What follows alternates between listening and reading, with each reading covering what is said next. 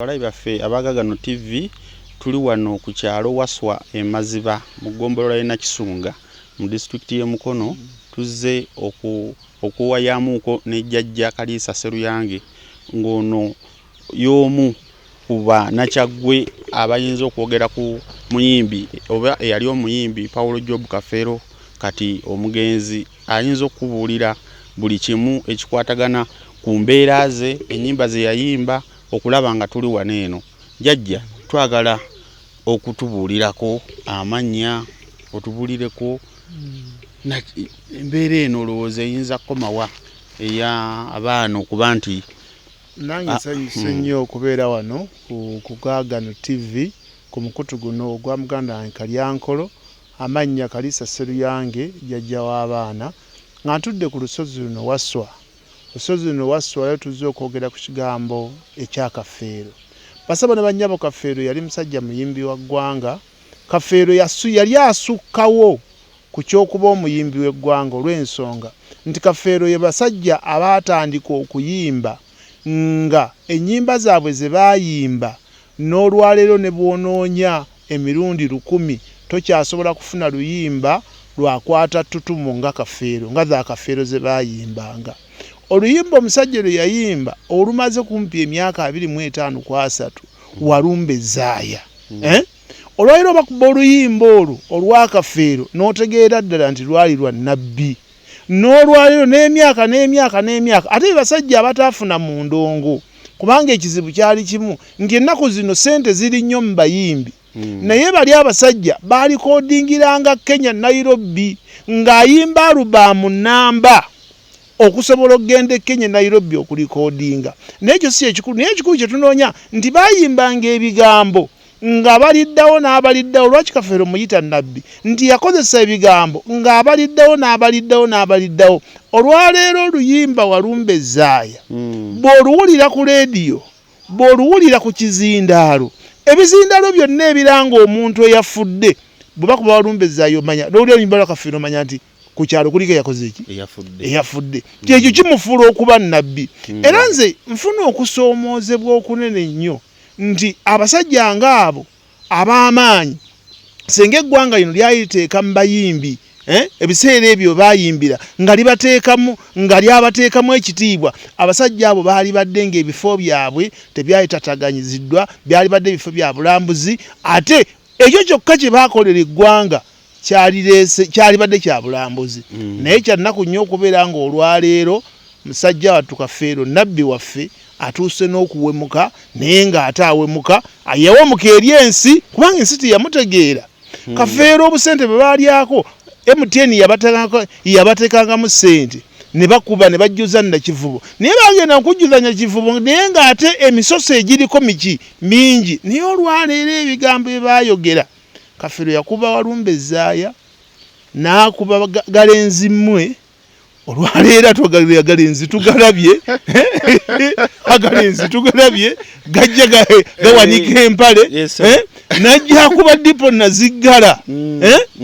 Era olwaleero bw'otaggala Dipo ebiseera ebisinga era bw'otyo bw'ogenda. Kafeero talina luyimba, yayimba Kampala mu kkooti n'ayimba obukyafu nti nabadde ndya ate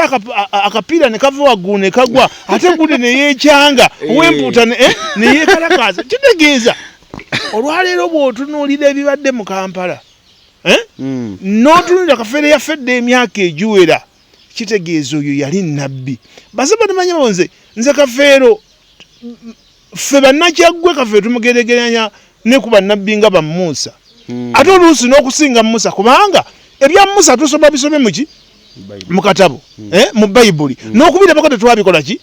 Naye ffe tulina omukisa nti ate Kafeero nnabbi waffe nga munnakyaggwe nnabbi w'eggwanga lino twamulabako, twalyako naye, okitegedde? Kati bw'otunuulira Buladi Nandibakooya, basebo ne bannyabo, Buladi Nandibakooya abamu baali balowooza nti Kafeero ayimbye buyimbi, okitegedde? Yali yeyimbako bweyimbi. Yakuba Buladi Nandibakooya ng'omwana ddala gy'ali era abagoberera emitimbagano. Olwaleero omwana yavaayo n'agamba omusajja gye baamutwala naye yagamba si ya muzaala abonaabona n'emirembe gikoze eki gimubuze mu kaseera ke kamu omwana waaviiriddeyo ate raba buli lw'ozaala abaana n'otegekera abaana n'otabategeka olwaliro kyekiri ku muganda waffe Kafeero omugenzi Kafeero. Jjajja abalabi baffe abagagano TV tuli wano otwagala okunnyonnyoka embeera ya Kafeero naddala mu kumuziikulayo kyakolebwa mu buwangwa oba ekintu kino okuziikulayo Kafeero okutuuka okutwala ebisigalira byo mu DNA okulaba nti bazuula abaana be yaleka ku nsi. Basaba ne banyonze sijja kukkiriza nti Kafeero baamuziikula njaga ni Kafeero baamuwemula kutya ate kubanga omuntu gwe baziikudde bamuziikula ne bayita mu misoso okitegedde ng'egy'obuwangwa luli nabaga nti omuntu nga bagenda okumukyusa ekifo obanga balina kye bagenda omukolako wateekeddwa okubaawo omujjwa okitegedde omujjwa oyo gwe bakwasa enkoko omujjwa oyo bamukwasa enkoko yasooka okukuba enkumbi esooka oba ensuuluulu baleeta kampuni yakoona kitegeza baamuwemula. Kakati mu nsonga y'amateeka abo tetubafaako naye nkubiriza abaana ba Kafeero nti bassebo ne bannyabo ebyakolebwa Kafeero n'abo abaana basigaddewo nga mumaze okuzuula ekituufu terunaggwa kuba Kafeero teyali muntu wa muzannyo. Kafeero yali nnabbi nfeene wasaidi eno mu bujjajja tuga nti Kafeero yali muki yali mulaguzi. Kafeero bw'omunoonyereza bwe yayimba ekiweneenya amazina mwami Ddiiku ssebo okumanyire ekiweneenya amazina najja ayimba ekijjankunene yayimba ekijjankunene olwayo tulaba ebyamukolwako ddala nga bamukoze abaana ba Kafeero bakola ku kitaabu ebijjankunene kubanga wali baddewo ndi Kafeero aziikuddwa oba bamuziika n'eddagala okitegedde n'abaana ne banga nedda tukole emikolo Kafeero ntumuggyeko eddagala erimunyigiriza naye omanyi bakiswaza okuziikula ng'abaana bakayana okulondamu abatali baamu naye ng'ekibakayana byanfuna byewakolereranga alina n'olweyayimba awo ebyenfuna biki okitegedde akati kitegeeza nti muganda waffe Kafeero tusaba abafamile eyo nti ne bwe banaaba ffe bannakyaggule tuli basanyufu ne bwe banaaba bamaze okulondamu abo be bakakasa badde mu famile eyo etuule etereeze omwoyo gwa Kafeero okutebenkera kubanga enziikula tebaamuziikula naye baamuwemula olwayo tugenze okulaba nga n'ebibawemula byanfuna ne bannaaye bassebo ne bannyabo ffe omulembe gy'abakitaffe abaana abaakulira mu mpya z'abakitaffe baali bangi naye ng'abaana abo bamanyiddwa n'okukola ki n'okumanyibwa naye olw'okuba nti guno omulembe gw'abanaku olw'ensonga nti omusajja Ssemaka yabeeranga n'abaana kubanga yabeeranga n'abaana wano naye nga ne wamulirwana eriyo abatali babe eriyo owuwe ne wano waliwo atakoze eki atali wuwe kati bwe yalinga ava mu nsi yakiteekanga butesi mu biwandiiko okitegedde naye ng'omusajja yasingira ddala okuswaza Kafeero ye kitaawe Naganga ebyenfuna bwe byajja Naganga yeeganda Kafeero naye ensonga ki lwaki yamwegaana byanfuna yayagala okubaako byatwala okitegedde kati ate bano abaana ne bannamwano ne babikayanira kati mubikayanira bw'ataafuna n'amwegaana bw'amala omwegaana n'abaana ne kijja nga kirondoola omanyi olulimi lutonzi nze Kafeero byonna bye yayimba ebisigalira by'abafu n'ayimba Walumbezaaya najja n'ayimba ekijjankunene kitegeeza olulimi lwajja lukola ki lutonda akati olwaleero ebiriwo byonna ffe twegayira bwegayirizi nti abaana bonna mutuule wamu bassebo ne bannyabo n'oyo omwana abeera azuuliddwa nti si waawo kale ebyenfuna tubijjeewo naye Oluganda gwe bakugambye nti omwana oyo anaazuulibwa nti si wa Kafeero abaana bano baakuze nabo bw'aba muwala basobola omuwasa sisuubira kale bw'aba mulenzi bw'anaaba mulenzi asobola okuwasa ku bana abaana ba Kafeero kitegeeza nti Oluganda lukola ki naye okusingira ddala tusaba abaana bwe muzaalibwanga musooke mujjemu empalana z'abannyammwe kubanga mmwe musigala ba musaayi gumu kubanga ne bano amanyi abasajja abadongo abo balaba tuyinza kugaana kubanga tiyazaala mu mukazi atya tiyazaala mu mukazi omu kitegeeza ne bano banaakeberwa nga baawamu bwe banaaba tebakuumye kitiibwa kubeera bumu era ojja wulira nti abaana b'akafeero abaazuulibwa batandise okwetemaatema naye jjajja ng'okyali ku ebyo okimanyi tuyinza okugwawo ekigo Kafeero mu bye bagenda olangirira ku lunaku olwokuna nga oluusi talina na mwana kuba mpulira Kafeero nti yali tazaala anti kisinziira kakati kisinziira omanyi ebintu ebimu ebibeera mu makooti tetubisomola kuba kati gwafuuka musango naye ekisinga obukulu oba alinamu oba talinaamu ani asinga okuswala oba alinamu oba talinaamu ani asinga okukola ki okuswala kitegeeza nti bano bennyini abadde batwala ebitali byabwe bye basinga okukola ki okuswala bebeewemudde akati ekisookera ddala muganda ye Kalyankolo omusajja Kafeero oba yali azaala oba yetazaala omusajja yenna bw'abeera ne ssente tewali kimu talina kyatasobola kufuna okitegedde afuna ne ku baana abowe kubanga ekitegeeza okuzaala jjajja Sokoline banange abulabi bagagano TV ekiriwo omuntu yenna ng'olina ku ssente fuba olaba nga otegeera abaana b'olina ewaka kuba ssente zikola kinene kubanga kati twagala okubuuza ddala kibayita okuzaala kyeki nva ku bino ga nti ono omwana anfaananye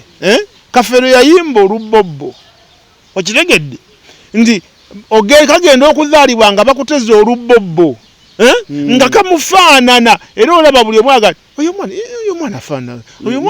mwana kitegeeza ki kitegeeza nti era Kafeero tagenda kubalibwa ne bwaba talinaamu tagenda kubalibwa nga atalinaamu ku lw'ensonga bakulidde ku ssente ze bakayanidde ku ssente ze n'ekibabonyaabonya olwaleero ssente za Kafeero okitegedde abasajja abo baakolera mu bulumi kubanga omusajja okuyimba alubamu nnamba n'agiguza kasiiwuukira n'ayimba naye nga ye takyalina kyakola ki kyafunamu okitegedde akati bw'abaana ne temutamanya bulumi yagera naga nti zinsuza mu biseguuzi n'ezimu zitusuza ku ggombolola muwe kikaali agenda n'agamba okuteerako emidongo omala kumpa zaage okitegedde akati bw'otabala bulumi obwo bwonna tuzeeyo wali oŋŋambye singa tuzuula nga mu baana bonna talinaamu abaana abagenda kusigala nga ba Kafeero bonna bajja kusigala nga ba Kafeero lwaki Kafeero bebeera bamutega olubbobbo obusobozi bwe bwe mubeezezza n'abaana abo obusobozi bwe okimanyi nti Kafeero yalabirira abaana abo ng'akyali mulamu era ekiriwo kaakati Kafeero akyalabirira abaana abo kituufu okitegedde n'ekibaleese okkayana era bugagga bwani bwa Kafeero n'olw'ensonga ebasema ne bannyabo tuddeyo ku nnono eri kyaffe ekigambo kya Kafeero kino kituyigirize tuddeyo ku nnono eri nti bakitaffe oba bajjajjaffe abasajja abakulu olujja lwalinganga lugazi era omwavu ekigambo nti omusajja asajjala okimanyi yabuukanga olujja n'asajjalatirako ewa mulirwana noweeri naye n'abuuka olujja n'akola ki n'ajja eno naye bo baalinga bagezi ngera owulira olwaleero Kalyankolo n'abatannavaayo tulina n'abamu be bawadde obusika okitegedde naye nga si baana bo balujja olwo okitegedde naye era ekiwemula baganda baganda ekiwemula omugagga kusesemantula kutanakantula okitegedde bulungi ogenda okulaba gwewadde obusika taba na mutima gulumirirwa era nze bw'oyogera ekigambo tuyinza okwezuula nga si baana olw'ensonga omusika asikambula asangawo ekyo ekitakoze eki musuubuzi kubanga omusaayi gumugamba toli waawano tunda ojjewo ogende ononye ekika kyo okitegedde akati kitegeeza nti mu Buganda tulinamu kye bayita ensowole. Okulya ensowole. Akali kitegeeza nti tujja kusanga ensowole mu baana ba Kafeero. Munnange ensowole nno nnyingi. Kunkimanyi ne bakozi ba gavumenti namwe tubaamu ensowole. Dieni emala kujja neekebera abakozi abadde basasulwa ssente naye nga bampewo. Kituufu bangi nnyo. Zitegeeza nabo nazo nsowole. Okitegedde? Naye basebo ne banyabo tukubiriza Abagaagano TV. Ennyama ogiguze, school fees omuwaddeyo, amakenda ga press ogamira, naye sooka oddeko kozesa enkola bbiri. Gendako ku buwangwa obw'ekika kyo olabe abaana b'omalirako amaanyi babo. B'otegeka totegekera abaana. Yawula okwawula okutegekera abaana n'okutegeka ki omwana. Senga Kafeero yali ategesa abaana bano, omwana yaliga nedda bwe bibanga byanfuna sigenda kuswaza kitiibwa kyani. Kubanga minisita Balamu agenda okuyingira mu nsonga zino mukulu Kalyankolo ng'abaana beerumadda. Ate abaana ba Kafeero balina amannya kati owulira Swazineega. Kubanza olutalo nalusinga dduulya ku Swazineega era baga Swazi nti yani Swazineega. Akati bw'ogenda onoonyereza bw'ozuula nga mu baana abo mulimu abatali ba Kafeero, omufu tanenyezebwa, naye tuga nti ensobi teyali ku baana bano, naye yali Kafeero yategekera abaana n'atategeka ki baana. Bw'otategeka mwana akuswaza ng'okyali mulamu ne bw'ova mu nsi n'akuswaza. Kati nga gavumenti ng'amateeka bwe gatambula yo kyevega nti nedda, naye twagala okubuuza gavumenti etutte ebisigalira bamaze obbakebera. Bwe bamala obbakebera abaana bano abanaazuulibwa nga bo si ba Kafeero, gavumenti etaddewo empumbawumba n'okansolinga abaana bano obbabudaabuda nga tebannagwa bannyaabwe mu bulago oba nga tebanneetuusaako kizibu. Ako nako twagala tukanoonyereze. Kusangayo abeeyimbamu ogwakabugu n'agamba wano wabadde amanyi abadde mwana wa serebu abadde olaba bano abadde obuzzi mu nnyimba ze bakyusa n'enviiri n'ebirevu ne bamufaanana. Okitegedde? Katusoka nkusala akalimi kuba waliwo kyoyogeddeko awo nti omuntu ng'omaze okuzaala abaana kagenda okakase nti abaana bano baani? Abaana bano abakulu b'ebika bano tolowooza nti nno beesuliddeyo gwa naggamba okuzuula abaana b'ekika ekyo? Kalyankolo obuzibu bwe tulina bubu buno n'abalabe baffe Abagaagano obuzibu bwe tulina buli bumu nti ensowole teri wa Kafeero wokka. Ne mbakulu b'ebika tulina mu ensowole.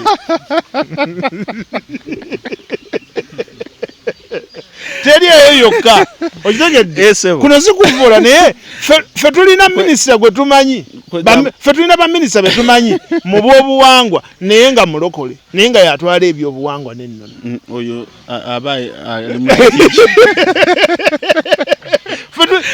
olw'ebyo tugenda mu bika byaffe tuddeyo mu bika byaffe olina omugaa nti bannange jjajjaffe twagala kumanya lwaki ensonga bwetu ne bwetu etubonyaabonya. Omukulu w'ekika n'agamba nti ekika si busamize. N'omubuuza otudde mu kifundikwa kyani nti kyabajjajjange ne bajjajjange. Obusamize kiki? Obusamize kitegeeza kusami ki mize. Era ekikufundirwako ekifundikwa kino osobole okussa emize. Kakati abakulu b'ebika basebo ne bannyabo kyova olaba senga weegendereza Kalyankolo dde onoonyereze kubanga kumanya oli musajja munoonyereze. Lwaki abakulu b'ebika bonna ababuze batuteerako ababaddira mu bigere abawere? Noonyereza ensonga eyo teriiyo bakulu. Lwaki bateekako bawere? Anti kati ebintu byava mu bukulu bw'ebika n'ebeera bizinensi. Kalyankolo yagala bw'ovaawo omwana wono omukyala gw'olina kati akujjanjabye ye muzzukulu gwe balonda okudda mu bigere ebyo okitegedde olw'ensonga nti abagaagano ensonga zino ez'ekulu y'ebika zaatambulanga nga tunoonya emyoyo nga n'emyoyo gibeera miwabuzi kubanga olwaleero kiruma nnyo olwaleero okugamba nti mu Buganda nga ffe bannakyaggwa abakunja batakunja miti abakunja abantu bukyanga ensonga za Kafeero zitandika wali owuliddeko ku muzimu gwa Kafeero baali beebuuzizzaako nti tuyitire omuzimu gwa Kafeero gutubuulire tekiriyo kitegeeza nti ensowole ezo wonna weeziri okitegedde abakulu b'ebika olwoliddeko nti abakulu b'ebika baatuuziza abakulu b'enkima abaamugema baayisa abaana ba Kafeero tebabyefiirako kati kitegeeza ki ebintu byafuuka n'akalyakaani keezaala keekomberera era kiruma nnyo olwaleero Kafeero nga bwe yayimbanga nga musajja wa nkima ng'ab'enkima bagamba tulina omuyimbi waffe maye ebintu bino kati omanyi lwaki bano baganda baffe bano abasawo b'ekinnansi baatandika okweziika n'okwekolera emikolo kweziika kutya okweziika nga bafudde okweziika nga bafudde n'okwekolera emikolo manyiko kyava baawanga endobolo ne bawa obweyamo mu kkanisa okitegedde ne bawaayo n'amakungula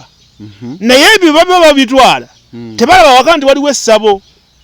bwe yafanga nti tetujja kumusabira kuba waliwo ki essabo kati Kafeero nga akyali mulamu nga basobola ab'enkima omuggyako ekintu n'okumuwa essettimo yali muzzukulu waabwe naye ekigambo ekifuula kuba nti Kafeero yali muzzukulu wa Mugema kiki era gwe kikufuula jjajja kujjajja tabaki bazzukulu bano kati abaana bano balina kye beenyumiriza mu kika kyabwe nga ne kitaabwe afaananye bw'atyo n'olw'ensonga bassebo ne bannyabo ffe tubasaba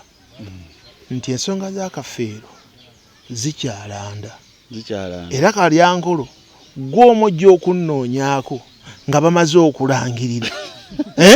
nti ate omanye ogubadde nti ye n'eyatwala ensonga okakasa nti oba baganda be baana ba Kafeero nti ate gwe batandikiddeko wabula ffe tusaba mu buwombeefu obutaswaza bannakyaggwe ku luno wabeewo obwenkanya tebadde mu makooti bintu bino abaana bayinza okugamba ebyuma byakoze bubi era twagala okumanya abaana ba Kafeero nabo tebatuswaza twagala okutegeera watya nga kyokayanira nakyo tekiriiwo kyokayanira watya nga ekibatuusa okuzuukiza kitaabwe nakyo tekikyaliwo nga kyatundibwa naye ebintu byonna baabitunda kakati okayana oyagala kiki ebintu byonna byatundibwa amaka e Kampala eyo kakati senga tunaasanga nga atali mwana wa Kafeero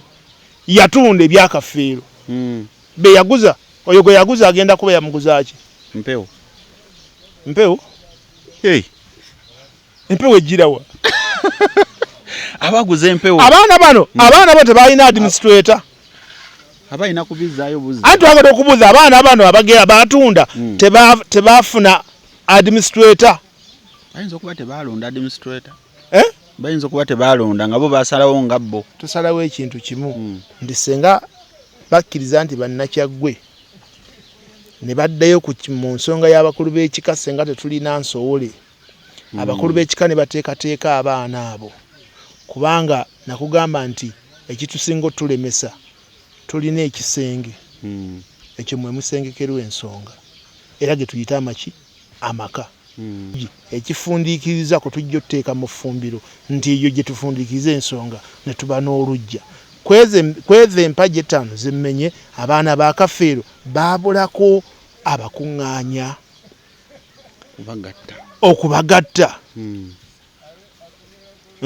okutuuka okubagatta n'olw'ensonga eyo mbasaba ekintu kimu nti abasajja mmwe baami mmwe abakyala mukoze omulimu munene nnyo we ziri gye mugaba abaana naye mmanyi nti abaana bammwe mubaleka mu bulumi kubanga bassebo ne bannyabo omwana oyo ne bw'obanga wooli noba toliiwo nga gwe wamuzaala n'omugamba mu kika ekitali kiki naawe omusaayi ogenda kola ki nga gukulondoola naye nammwe abaami abasula nga mutunula nga munoonya ssente nga mutegekera abaana mukole kino baleme kubataataaganya kitegedde baleme kubataataaganya ng'ate muvudde mu nsi mpozi nekyakinsaba badde nsaba nti abaana ba Kafeero ono bamala okwezuula batuyambe gavumenti etuyambe etufuulire ekifo kya Kafeero ng'ekijjukizo ng'era ekyobulambuzi kubanga Kafeero nabbi waffe mu ggwanga. Abalabi baffe Abagagano TV tuli wano owajjajja Kaliisa Sseruyange atunnyonnyodde ensonga mpitirivu ezikwatagana ku mugenzi Paulo Job Kafeero saako n'abaana be naye ekiriwo mu byonna bannakyaggwe n'okutwaliza awamu eggwanga lyonna liri ku bunkenke ku lunaku olwokuna ogenda kulaba amaziga ogenda kulaba abantu we bazirika jjajja. Bagenda kuzirika naye nga tonnazirika lwa Kafeero gwe wuwaani alizirika kuba neewuwo gyebiri kubanga kino kiri bulingi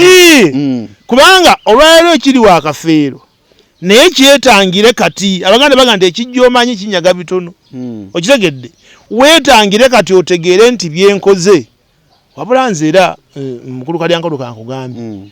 nze temutawaananga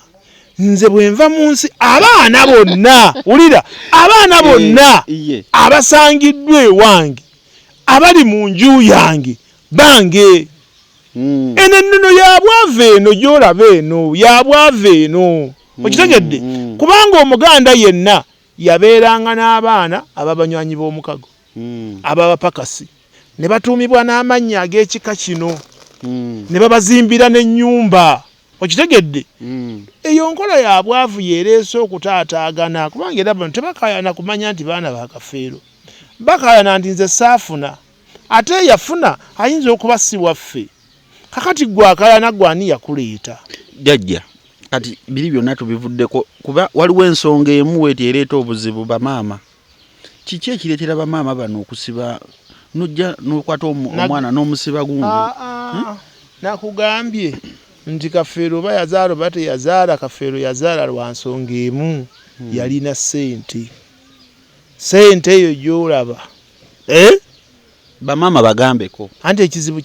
bamaama twagala okubakubiriza bassebo ne bannyabo naddala bamaama twagala okubagamba nti ssente ziri naye omusaayi gugabe okola ki oteekeddwa kubanga bassebo ne bannyabo bonna bagamba emabega embye nali nsomesa ne mbagamba nti ekika kiruma okusinga lubaale omusamira n'awona naye ekika kizibu okujjako ngoma zo kinoonya n'okitegeera ate okunoonya ekika kirala nnyo kubanga ne gye twaliraze naye etuddeyo nsowole okitegedde ne gye twaliraze okweyamba naye etuddeyo ki nsowole ate ensowole nnyingi akati gw'olowooza olaba ne Kalinda Luzzi tali ku kyalo kati ng'okeera ku majengo nti abaana baafudde Ebola bakolera Kalinda Luzzi yakolanga ki ku kyalo kuyonja luki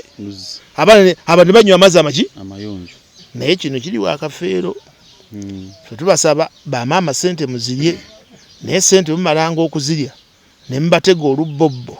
abaana abo kibaga nti okufaanana si Luganda kubanga bajjayo abaana abo oyinza gwokimanyi nti kyokkirizaamu kiba era eriyo bolaba nge ennyindo ya Kafeero kituufu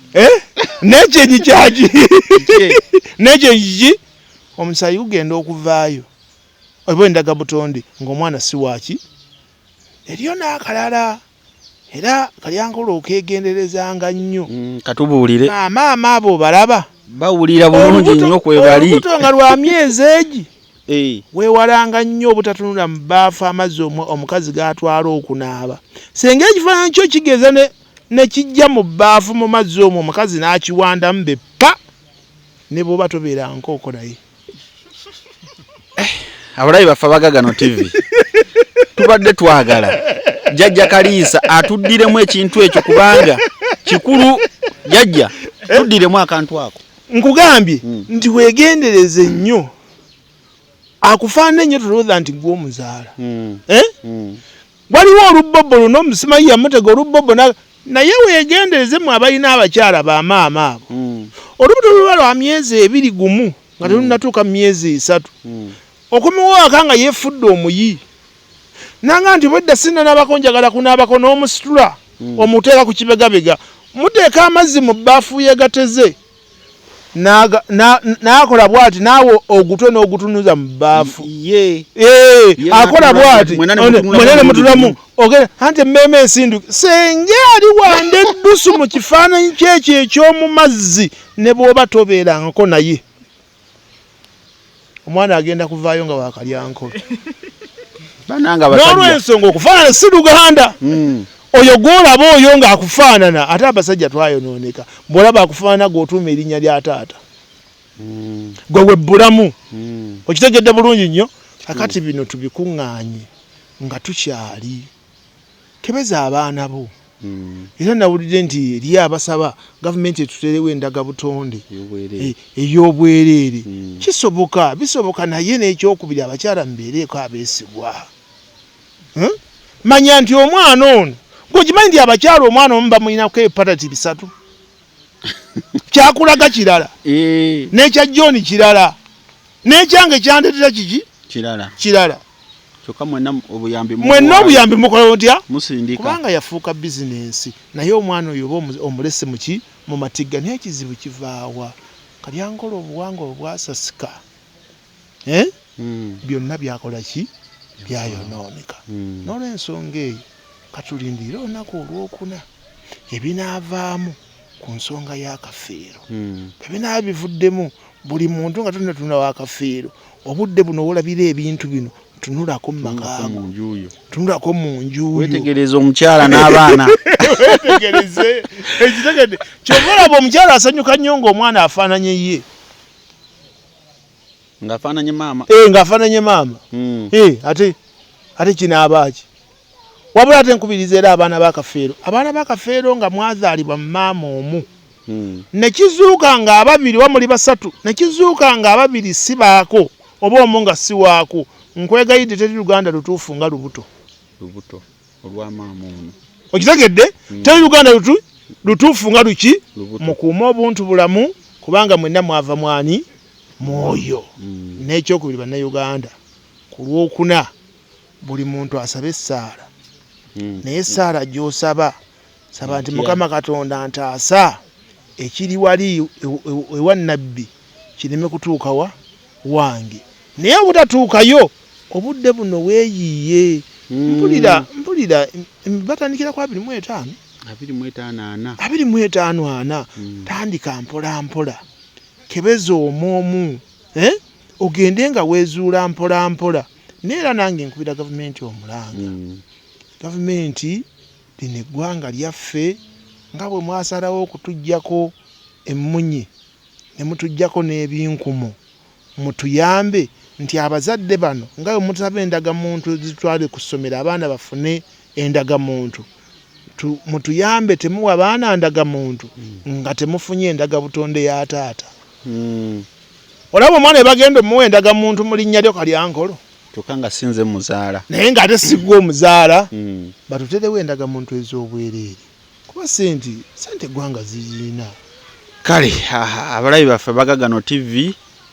weekuumire ku YouTube channel nsigadde nze David Musi Kalyankolo wano e Mukono